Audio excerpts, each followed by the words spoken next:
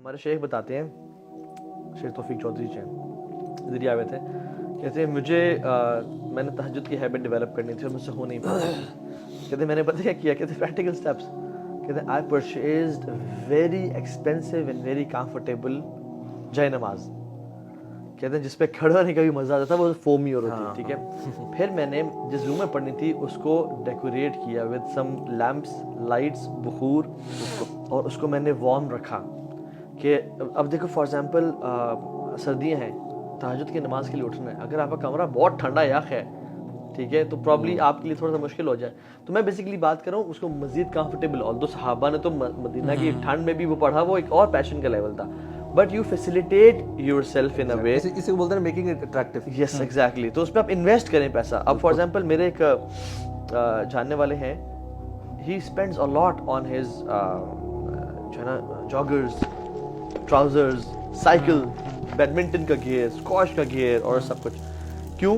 کیونکہ جب وہ انویسٹ کرتے ہیں نا تو پھر وہ اس کی ویلیو بڑھتی, دین ہی از ایکسائٹیڈ ٹو پلے بیڈمنٹن, پھر وہ یوز کرنے کو استعمال میں لے کے آتے ہیں. اور پھر اس میں ریوارڈ بھی رکھیں. جیسے فار ایگزامپل میں آپ کو پرسنل ایگزامپل دیتا ہوں, میرا جو جم جانے کا جو موٹیویشن ہوتی تھی نا, وہ اس کے بعد کا ریوارڈ ہوتا تھا جو اسٹیم اور سونا میں مجھے ملتا تھا, ٹھیک ہے.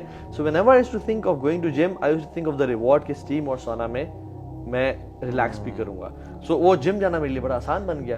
مزے کی بات ہے کہ ایون ایک دو کتابوں میں بھی یہ لکھا ہے, اور اسلامکلی بھی نا کہتے ہیں اٹس ناٹ کہ آپ نے نا میں نے یہ ہیبٹس ڈیولپ کرنی ہے, you need to know Y.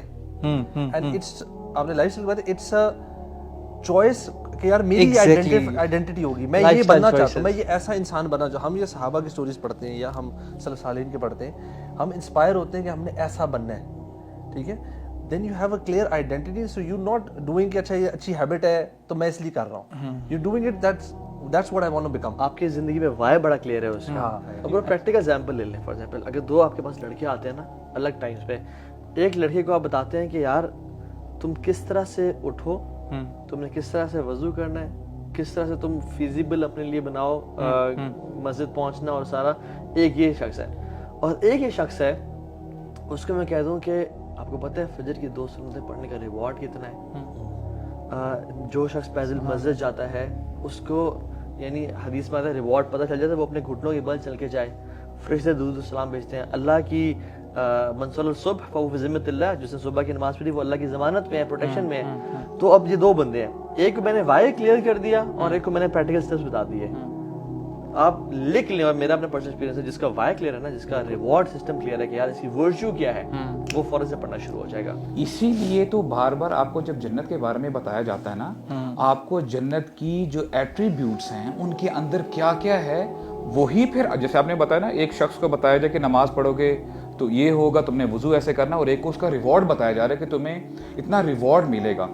Simple سی آیت ہو سکتی تھی کہ جنت کے لیے کوشش کرو, لیکن اللہ تعالیٰ نے ہمیں بتایا وہ جنت کیسی ہے, عرضها السماوات والارض. آج تم ایک چھوٹے سے ٹکڑے کے لیے محنت کر رہے ہوتے ہو, یعنی اپنے دنیا میں گزارا کرنے کے لیے, وہ جنت ایسی ہے کہ آسمان اور زمین جیسی وائڈ ہے.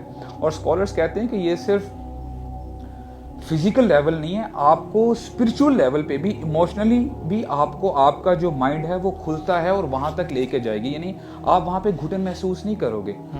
تو ایونچولی ہوتا کیا ہے کہ دیکھیں, آئی تھنک دس از, اگر ہمیں اس کے علاوہ کوئی موٹیویشن نہ دی جاتی دین میں, if this was the only motivation given to the human beings, this was sufficient for all of us.